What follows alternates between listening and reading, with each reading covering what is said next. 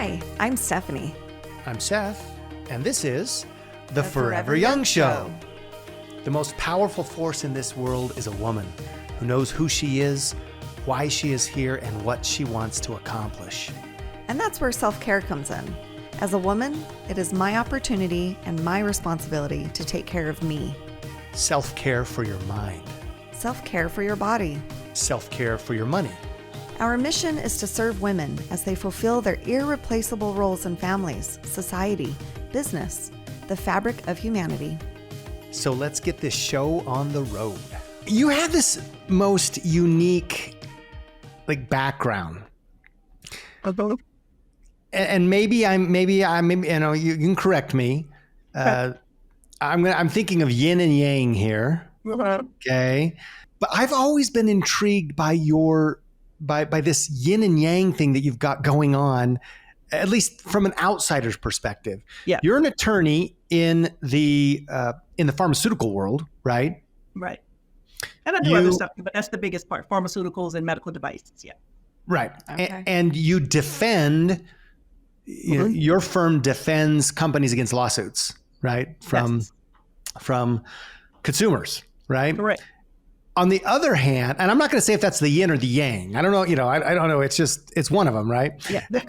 And then on the other hand, you're this double certified health and wellness and nutrition coach to help potentially those same consumers.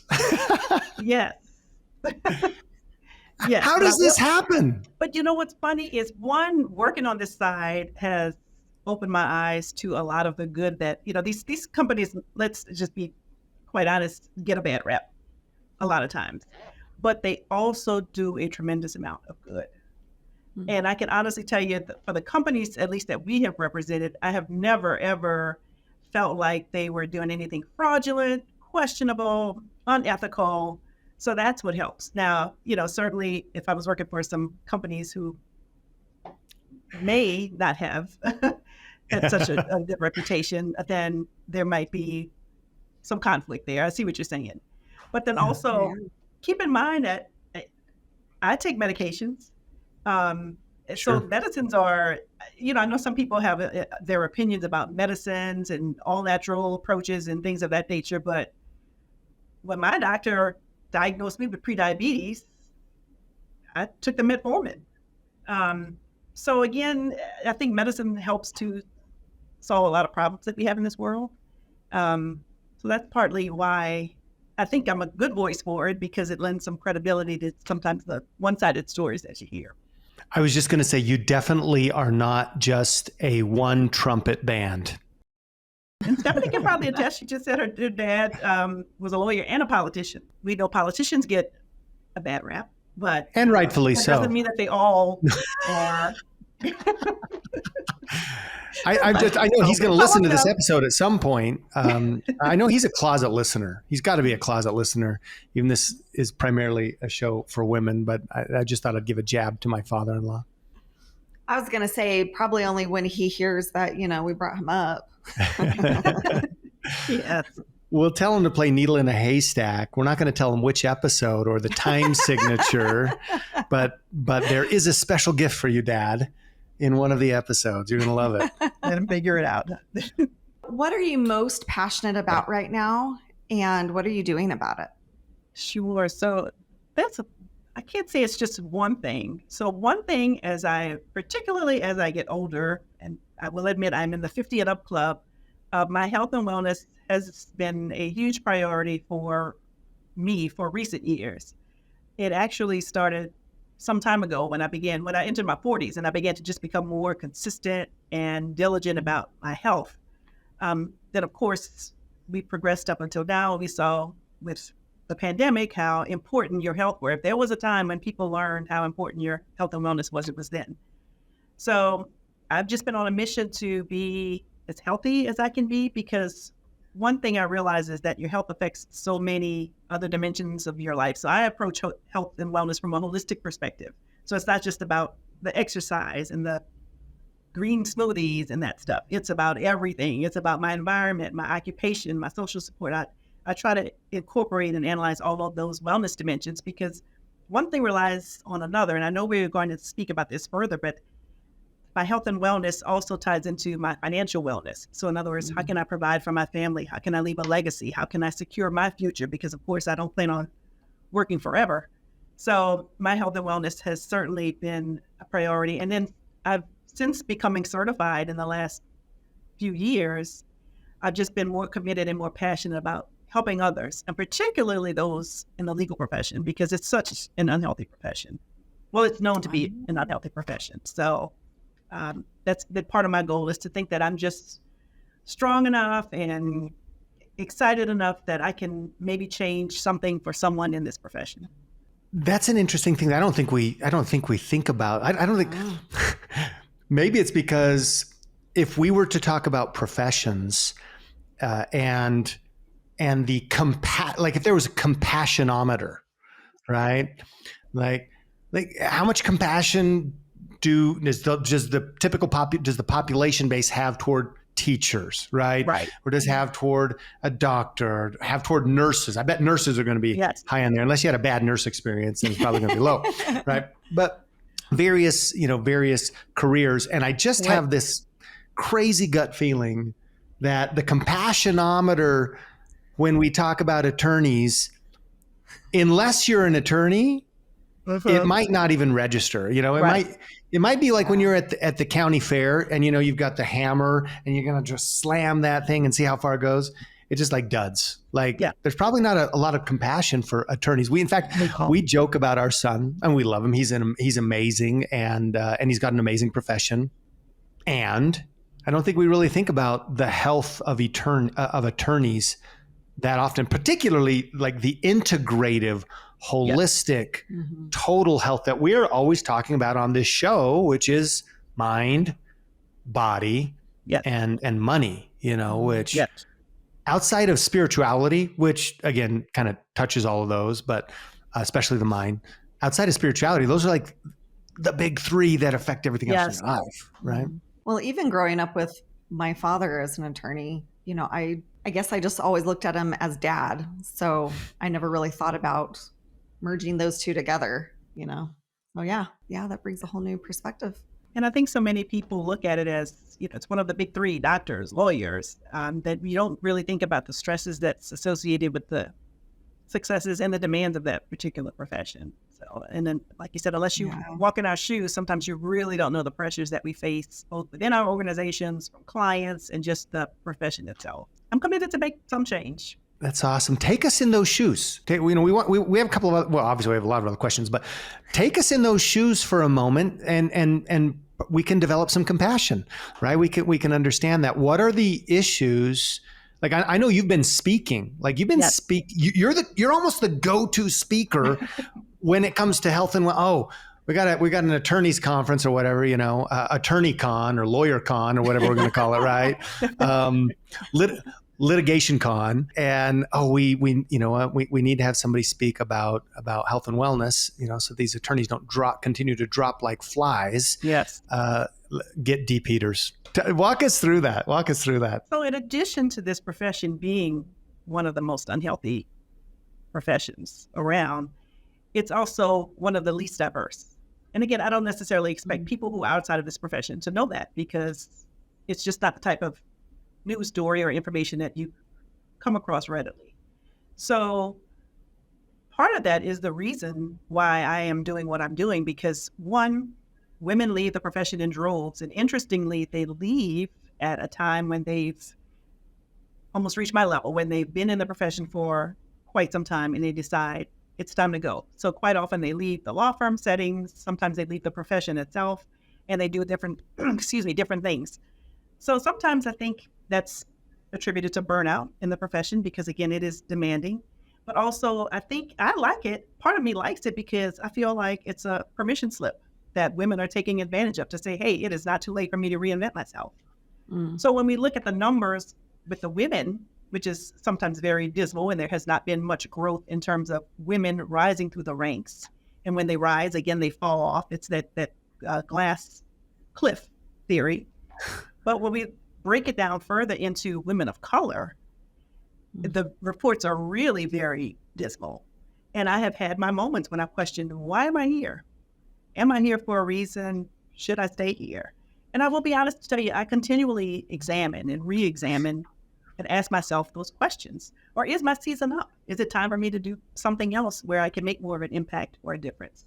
So the good thing with me is once I became certified in the nutrition coaching and the health and wellness coaching, initially I had all these thoughts of coaching women individually. Well, that, as we know, is very time consuming. So I tried to figure out what ways can I coach, still make an impact and spread my message. And then from there, it was almost, again, you manifest it, you pray about it. I'm a very spiritual person, which is part of my wellness. The opportunity started to just open up as people started to hear about me, as I started to write. People would contact me. Oh, I read your article. Oh, hey, can you repurpose an article for this journal? Can you speak at this conference? Because it's an issue that certainly the profession is still dealing with, and they're open to ideas about it. So I will say that the good thing is the legal profession is very open-minded to hearing ideas. They may be slow to implement because this is something different. As lawyers, we're not really taught to deal with health and wellness issues. We solve money problems. So we solve, because you're doing criminal work, we solve those type of problems. But this is unique. So I think the good thing for me is I can present a firsthand perspective of, look, this is how it is for a woman in the profession. This is how it is for a woman of color in the profession. And these are some of the things that we can do to support women and to enhance our organizations, enhance productivity. If you don't have healthy workers, you're not going to have a healthy organization, bottom line. It's going to bottom out at some point. So it's a long game. It is a long game, and you have to have faith. And that's wellness in it of itself. But what I think is beautiful here is that you're applying the wellness to a profession. And sometimes I think of wellness is like, I got to solve my own problems, right? I've got to solve this specific health concern, which is totally valid, right? Yes. But it sounds like you're carrying this banner of how does that individual investment, which is critical because you're one of the highest, most highly paid and high stress professions in the world, right? How can we cause this individual change to actually impact the profession as a whole, which again, and admittedly, a profession that's behind when it comes to, the kind of the holistic trifecta, health approach. Absolutely. So I'm helping them hopefully get there. Do you find that most of your audience within the profession is women? Because on the one hand, there aren't a lot of women comparatively. I mean, there are plenty of women attorneys, of course, but when we do the comparison, right, numbers, they're not there. And then again, women in the African American community and other communities, right, that fall within that umbrella of women of color. Who do you find that you're speaking to, and who's receiving that message, I should say? Sure. Interestingly, while I do think I am presenting it from the female perspective, and I'll say globally or holistically, I'm presenting it from the female perspective, I am finding that the audiences are mixed, male and female. And what I am also finding is that the men don't talk about it as much as women. And I think that's in part because just of male stereotypes that are just perpetuated throughout society, not just in the legal profession, that we're strong, we're supposed to be strong, we're supposed to be the leaders. This is, again, has always been a male-dominated industry. So the males are probably hesitant to say that they struggled, but I have seen instances where men have given their stories of family members. And so I think the concern is for themselves and recognizing themselves in whatever picture I paint as to what a struggling lawyer looks like, no matter what level you're in the profession. But also, how can I support those around me? And also, how does it affect those around me? So in other words, it's very difficult to separate the professional line from the personal line. I mean, think about it. If you have a bad day at work and you go home, you're not going to be present. You're not going to be engaged. It just doesn't happen. And vice versa. Have an argument with your significant other. When you walk into your office door, or if you're working from remotely, whenever you turn that work light on or that work hat on, it is going to affect you. And then maybe momentarily, maybe you can deal with it for a moment, but it stays with you. So I think people are now realizing how their health and wellness is overlapping into other areas that can suffer. And of course, we all know when you are suffering mentally, you don't make the best decisions. So that comes in terms of your finances, that can come in terms of your diet, exercise, or lack thereof, your social networking. People become withdrawn. You may turn to other sources for comfort, such as alcohol or just some type of addiction. And that's why I'm glad to see now that the minds are opening up to receive these ideas, because my audiences have been mixed, male and female. Were you telling me recently about, who was I having that conversation about European work weeks and, or maybe, no, it was paternity leave.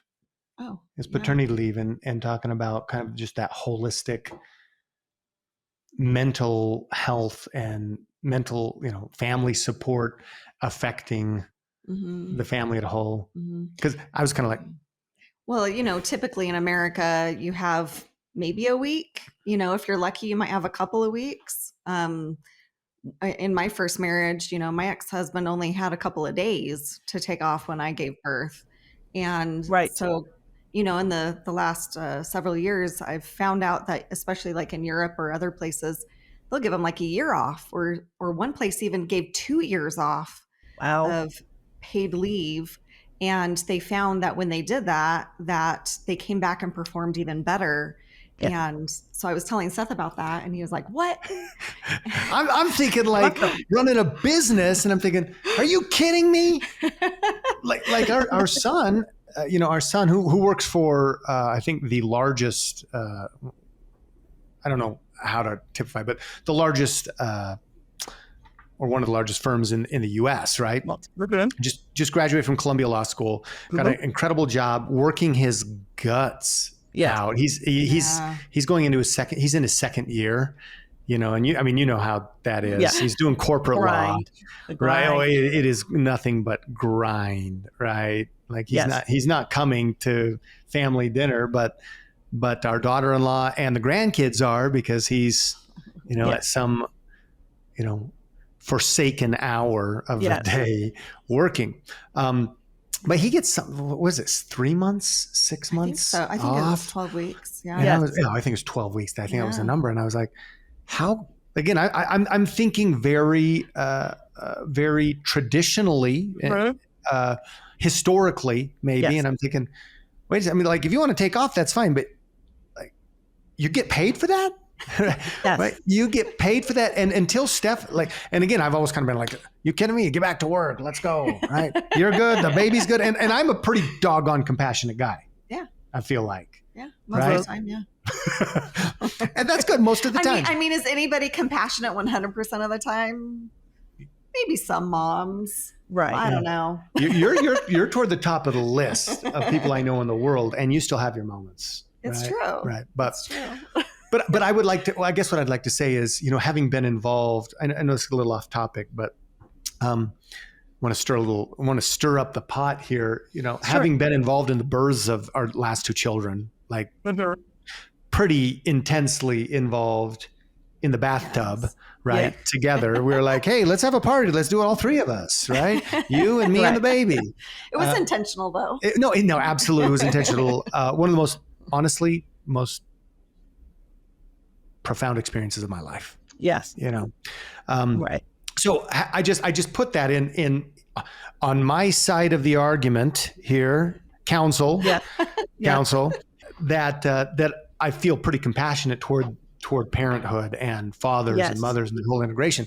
And yet I'm like, you kidding me? You getting paid 12 weeks or 3 months, or 6 months or a year? Yeah. So when I told him, how can that be effective for a business? Year or two, he was like, what?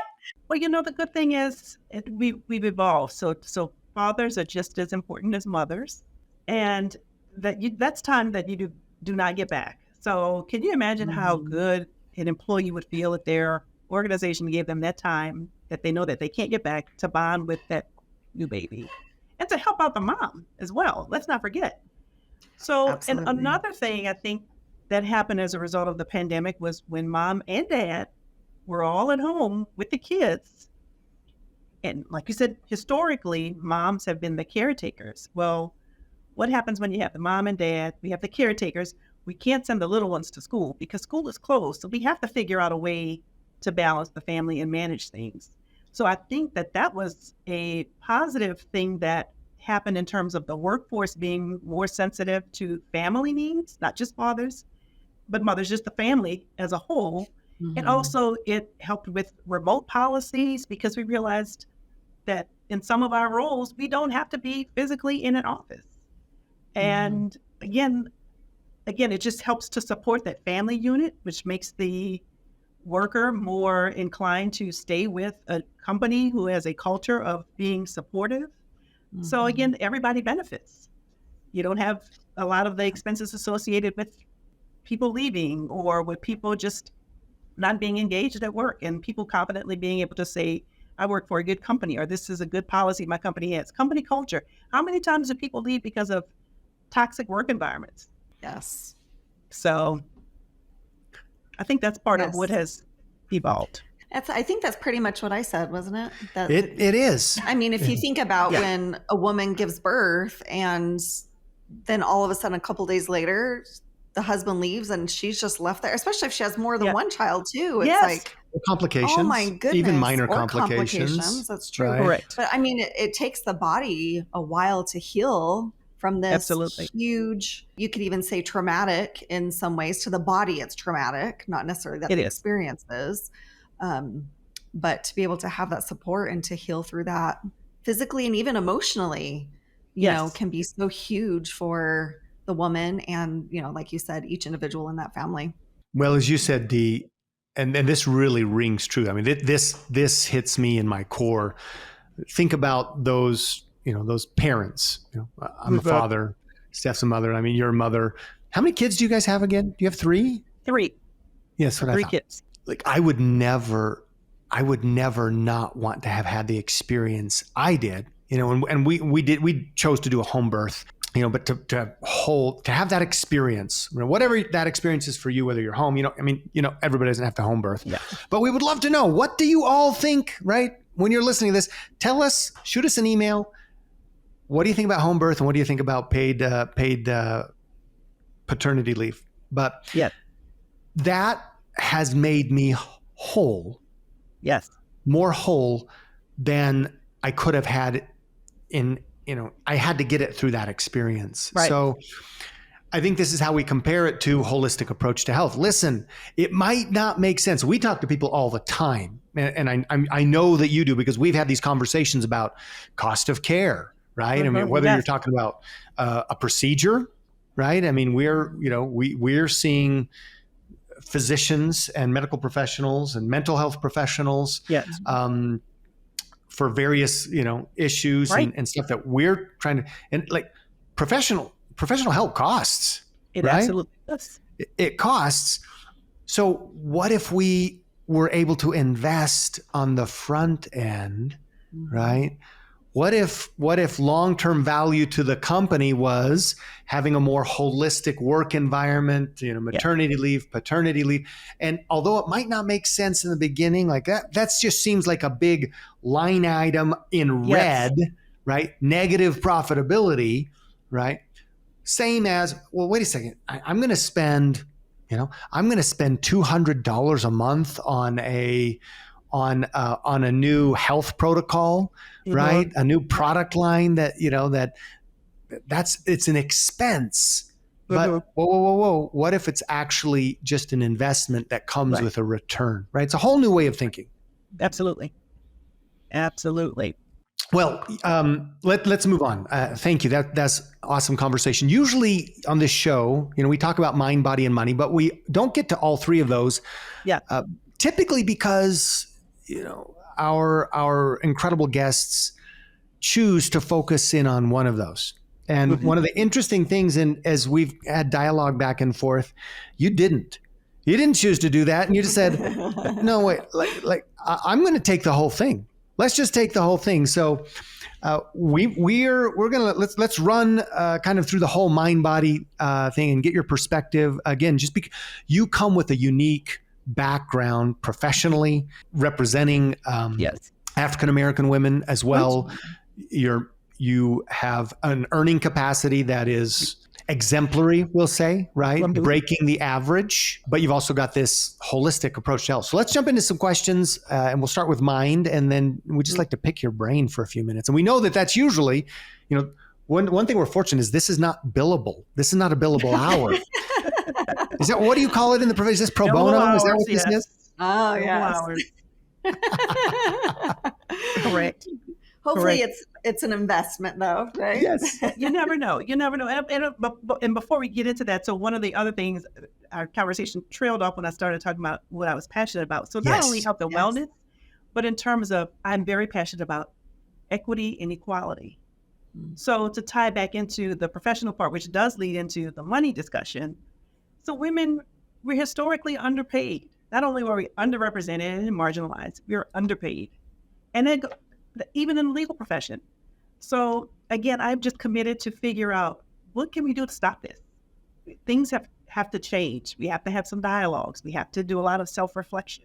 So part of what I do, tying into the health and wellness with the mind and body, is to lead to the financial wellness, because if we feel more confident about ourselves physically, mentally, and when I say physically, I don't mean just the appearance. I mean physically as in, I can handle this, I'm strong, I'm healthy, because if I know when I'm not healthy, it affects my mind.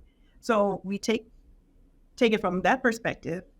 It empowers you because you feel more confident about everything, your decision making. And guess what? You feel confident even when you don't know the answers, because confidence is not knowing everything, but it's being able to figure out how to find out the answer. So how resourceful are you ties into your wellness, which can lead to the financial wellness piece. So that's Darlene's theory of how it all ties in and interrelated.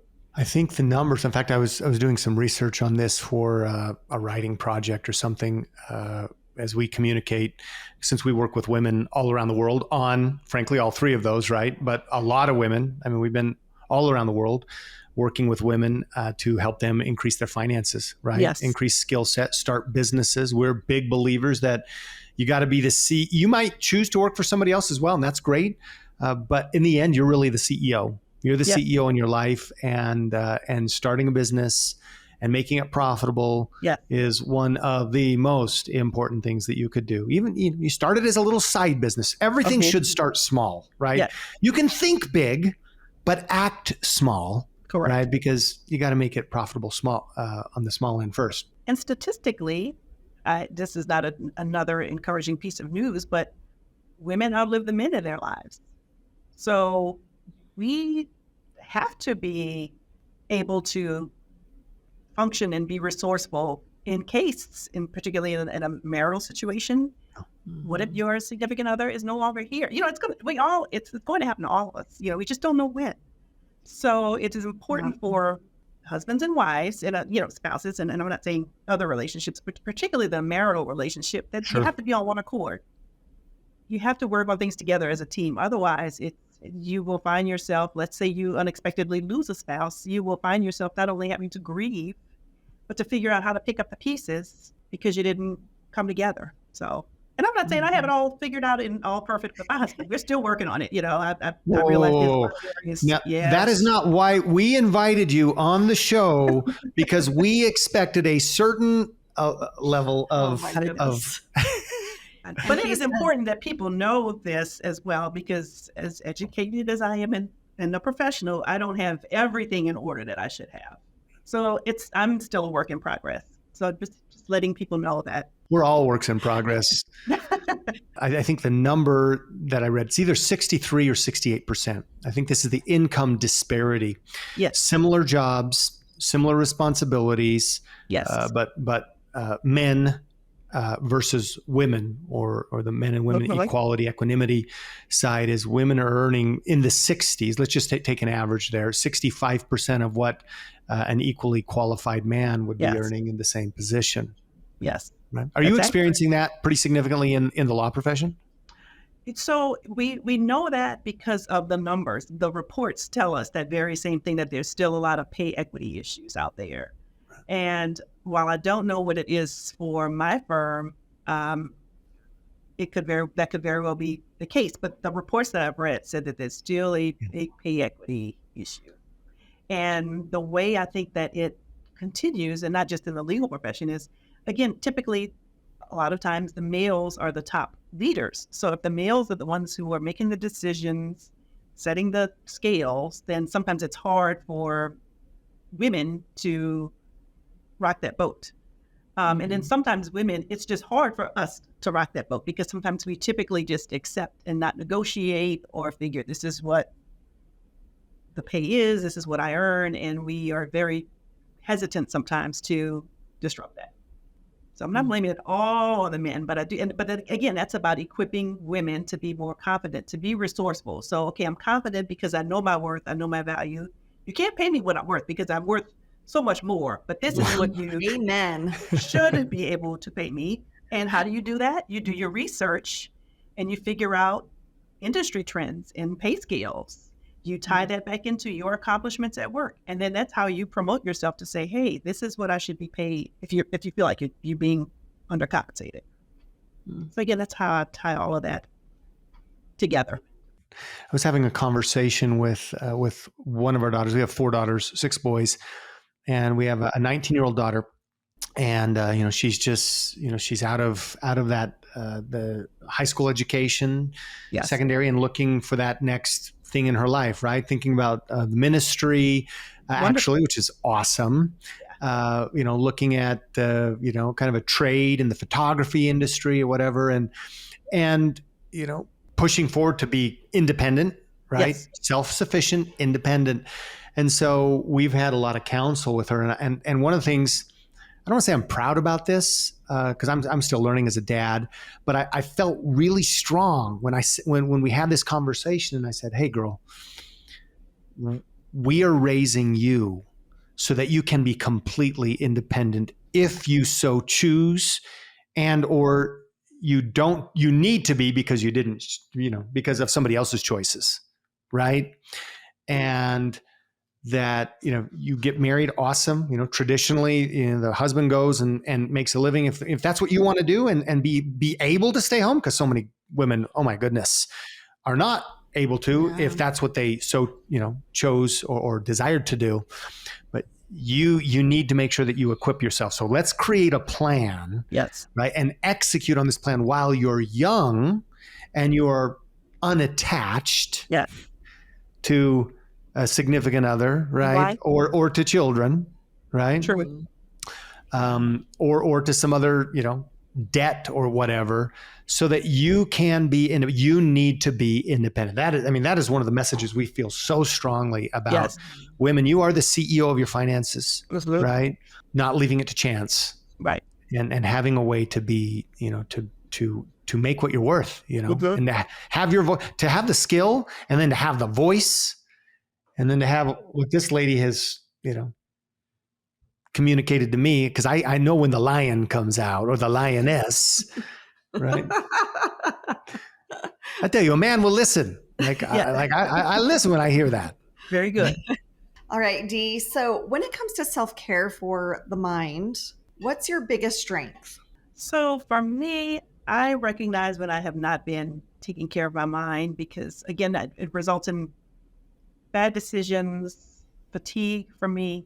So self-care is on my calendar.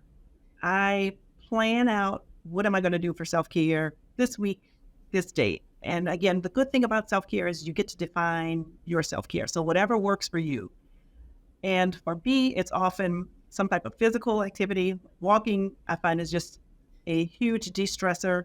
It always gets the creative ideas flowing. I think walking is so underrated because it's manageable. You can take long walks. You could take short walks. Any type of walking that you do is beneficial to your mind, body, and soul. So for me, self-care has to be, what am I doing? What am I not doing? And self-care for me is often getting sufficient sleep, because I know that in order for me to function, again, that the profession that I'm in requires my mind to be sharp.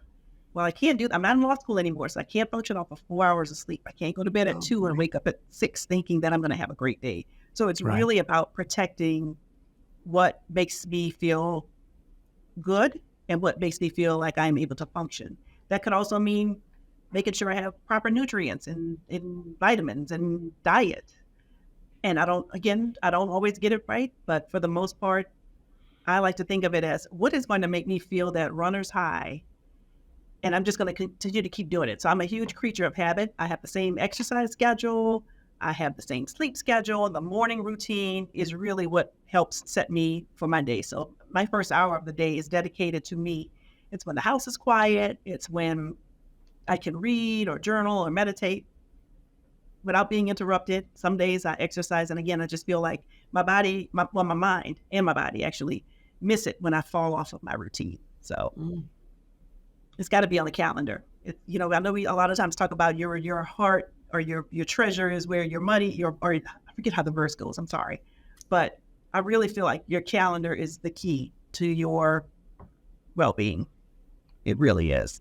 Calendar. Like we talk about this. In fact, we just had Steph just ordered a big old calendar for the office here in the studio, like one of these massive calendars, just because, if you don't schedule it, like if you want something in life, we will tell you, we can predict if you will get that. Yes. By one thing, show me your calendar. Yes.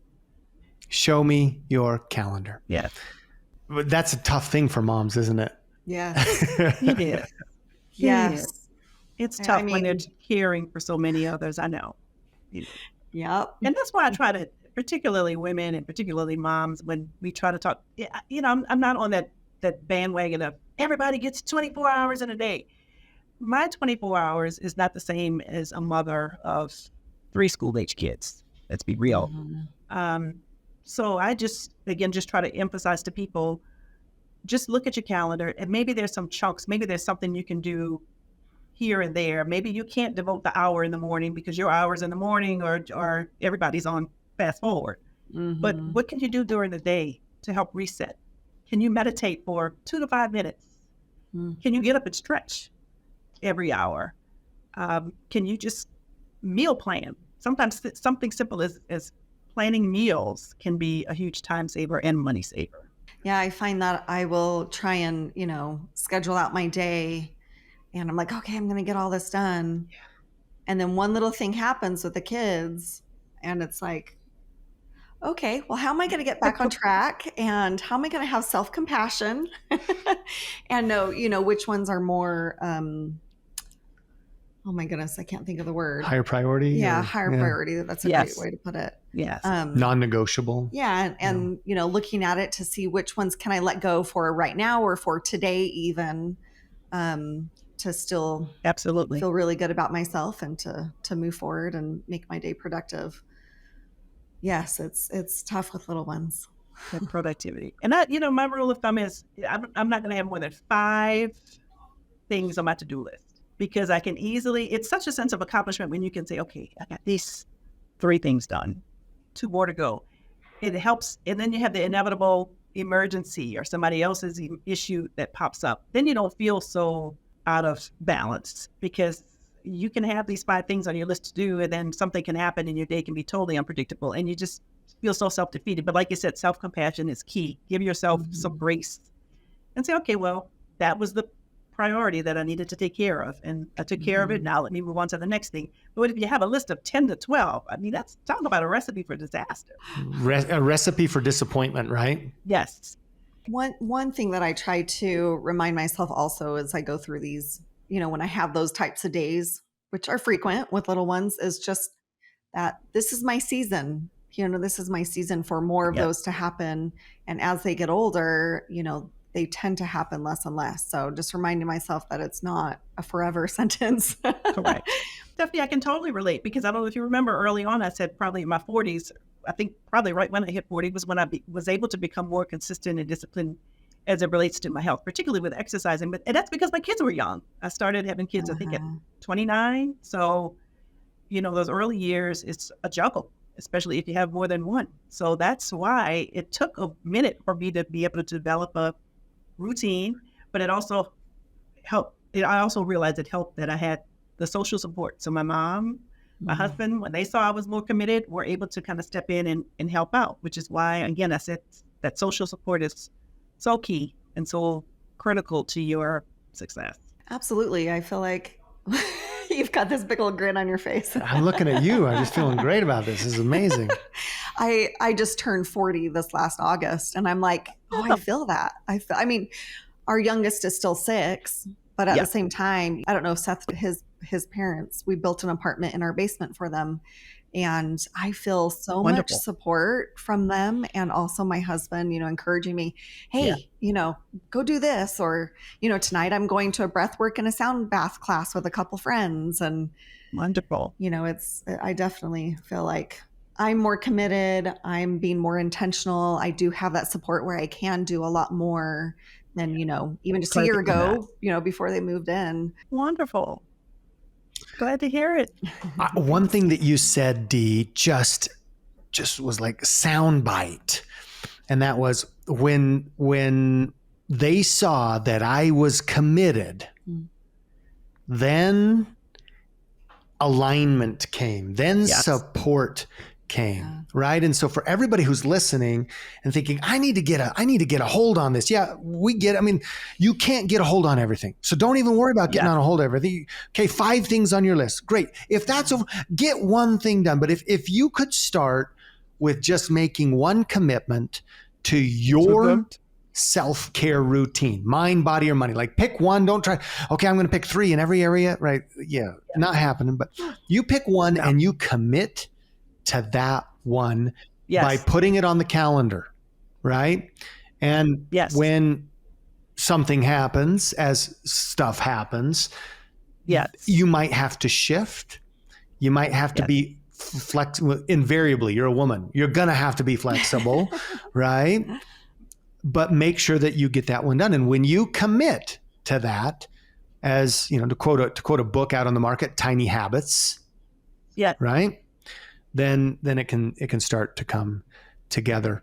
I wanted to ask, can you run us just quickly? And you've been so, I think, gracious in reminding us that, listen, I'm not you, right? You're all going to have a different schedule. So just because, this is my profession, or this is my background, or this is my training, or this is my schedule, you don't have to copy my schedule. Right. But you got to find yours.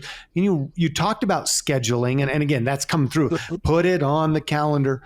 Run us through, what these kind of priorities that you've set. You said, I go to bed at the same time. I have this routine. Can you just give us that in short?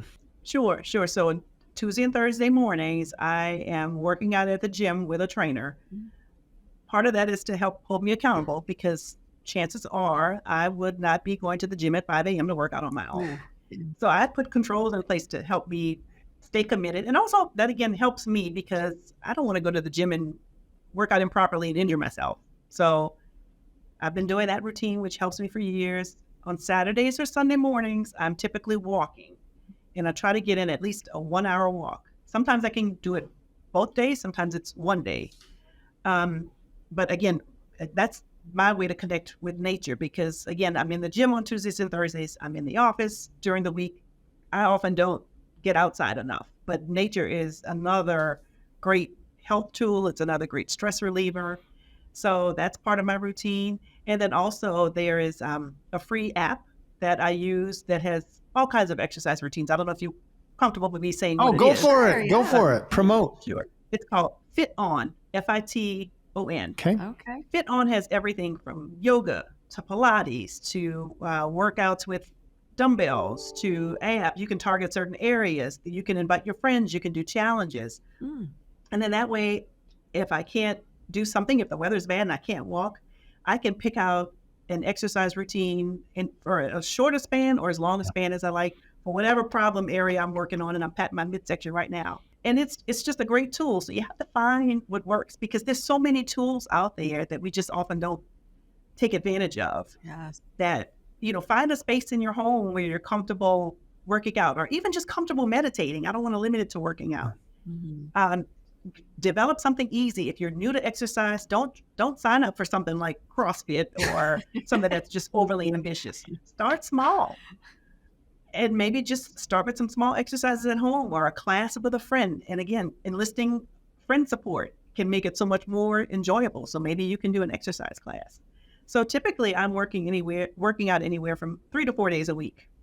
And again, sometimes that's dependent on the weather, but I also try to tell people, I emphasize movement. So what can I do to just move my body today? Whether that's just taking a couple of walks around the block or stretching, walking. Sometimes I walk some of my errands. So if I have to go to the grocery store and I know I don't need to get too many things, I may walk instead of driving. Sometimes walk to and from work. So again, it's just figuring out small things you can do that will lead to those great gains, because it may be easy to get in 30 minutes, but if I tell you go work out for an hour, it's just, sometimes we try to do too much too soon. Amen. So again, figure out where you can fit it in your schedule and just do it. And again, don't forget about just quality me time when you're resting. Resting is a huge tool that we often dismiss or underrate. So Sundays are typically my rest days. It's usually church and maybe a walk. And then I'm just trying to connect with family. I may do some light housework, but for the most part, Sunday is my day of rest. We were invited to a Jewish Shabbat service, Sabbath service this past weekend, and talked about the Sabbath, the Jewish Sabbath, right, from Friday evening to Saturday evening, and I actually found it truly just remarkably insightful, because hey, we're in a Christian nation here. There's there's a lot of people who observe a Sabbath, right? Yeah. From a spiritual standpoint, and that's huge. There's also a physical, a mental and emotional, kind of a holistic benefit to a Sabbath, right? A day of rest. As the rabbi put it, one of the meanings is stop. Stop. And what, right? Well, stop what you were doing, because we need to renew, we need to restore, right? So. Well, I think it's a big thing culturally nowadays, like how many things can I get done, or how much can I fit in one day? And if I'm resting, I'm lazy, or, just not being productive. And there's so much value at going slow or being still. Absolutely. And going inward, and also to a higher power that really connects you to yourself and lets you discover maybe things that, you could change and do better, or I don't know. There's just so much benefit to it. Like you said, it's very undervalued, for sure. Absolutely. And I'm a huge podcast fan, so I love to listen to my podcasts when I'm walking or when I'm just resting. I do not support multitasking, because it's just something that we cannot do. We think we can do it. That's the funny thing, is people think, oh, I can, but effectively you cannot. You cannot have a conversation with Seth and texting someone at the same time. Right. Somebody is going to not have your full attention. Or both of them. Very true. A lot of times with my children, or even with Seth, if they try to have a conversation with me and I'm in the middle of texting, I don't always remember to say it this way, but yes, I try to remember to say, I would love to give you 100% of my attention, but when I'm in the middle of doing this, I can't do that. So can you give me, 5 minutes or whatever it's going to take? And then I can devote that, my full attention to you, instead of part of you and part of what I'm doing. Absolutely. Love it. Love it. And it teaches them so much. Mm-hmm. Amen. Definitely teaches them a lot. Well, there are about 100 other things we wanted to ask you today, but I think practically speaking, because we know that you have a big week, and it's not often that we can get on your schedule without being a billable hour. So we're grateful for that. But I also think that this is metaphorical, in that when we talked about rest, underrated. One of the most underrated self-care practices is, as the Jewish rabbi said, Shabbat actually isn't just the root word isn't a noun. The Sabbath, it was a verb. So Shabbat, like do Shabbat, do Sabbath, do the thing of resting and resonating and renewing. And so this has been such an just incredible conversation. We appreciate you so much. And we're going to leave almost, I do have one other question, but with this concept of allowing peace and rest as a form of self-care. But Steph mentioned, you mentioned podcasting. You are hosting a podcast. You're producing a show. Can you just give us, as we kind of like fade the outro music here as we go out, where can people tell us about the show? Who's your target and how can they follow it? Sure. So it's a show that I co-host with a friend of mine. It's done on the first Saturday of every month at 11 a.m. Central, and it's called Melanated Matters. And she and I, interestingly, she is also a fellow health coach who I befriended through the group where we received our certification. And she and I just developed this virtual friendship because she's in one state and I'm in the other. And we just started coming together. This podcast is a video podcast, so I guess it's technically a podcast, was her idea because trying to elevate women, and particularly the women of color, she was on a mission to say, look, there's just so much inequities that we face.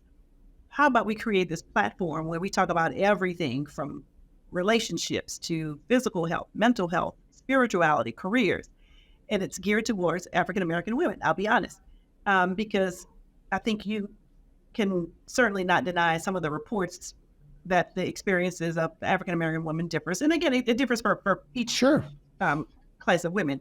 But we felt like there wasn't something out there specifically addressing all of those needs for women. And that's what we do. We have a live conversation. We often have guests who come on. We've had medical doctors who talked about women's health issues. We've had women who've talked about, and that's another thing, the guests have all been women. So we've had women who come in and talk about career advice, women to talk about finances. I have even appeared as a lawyer talking about the importance of estate planning and important tools we need to have in place. So again, it's just a safe space for people to be able to listen in. We often try to promote the businesses of the guests who appear just as a form of support and resources for women. So again, it's called Melanated Matters. We are on LinkedIn at Melanated Matters. On Instagram, it's Our Melanated Matters Show. And then we also have a texting service where you can subscribe to our text and we'll send you show reminders and the links for the show. And you can text the word melanated to 855-688-1598. And from there, you'll get, again, we don't bombard you with texts. We don't run specials. It's a reminder for the show link and the Zoom link to join. So it's always an incredible conversation. And we all learn so much from each other and support each other in so many different ways. That's wonderful. I follow a woman who is in interracial. She's oh my goodness, in an interracial couple, and you know, she lately she's talked a lot about how even her kids are up against, you know, all of these other children that are saying, you know, really racist things or really horrible things. Yes. And it just really has broken my heart to see all that they go through. Even her, yeah. I mean, one comment was crazy. I won't even say it was crazy. But, yeah. So I love, you know, that you guys are providing this community and the support to these women and these families. I'm excited to listen in. Absolutely. Thank you. I somehow have a feeling that I'm never going to be asked to be a guest speaker on, like, I kind of feel like just like right from the get-go, out of the womb, I didn't qualify, but that doesn't stop me from listening in. And we are going to make sure that we will put in the show notes and on this episode, all of the socials here, how they can get a hold and follow the show. We'll get the number, but we want to thank you, Dee, Darleene Peters, Darleene D. Peters, Deep Wellness NOLA, which she's from New Orleans. Thank you, Dee. We love you. Just so appreciate the conversation today. That's a great conversation. Thank you for doing this. Thank you. And cut. It's a wrap. Thank you so much for being here today. And thank you for sharing this episode with that one friend who needs this conversation. Thank you for all the ratings, the reviews, the comments, and especially the support. We so appreciate you. Now, if you want to take a peek behind the curtain and be the first to know about special previews, backstage updates here at the show, and especially some private collection content that doesn't come out in the regular show, be sure to join our VIP community at theforeveryoungshow.com.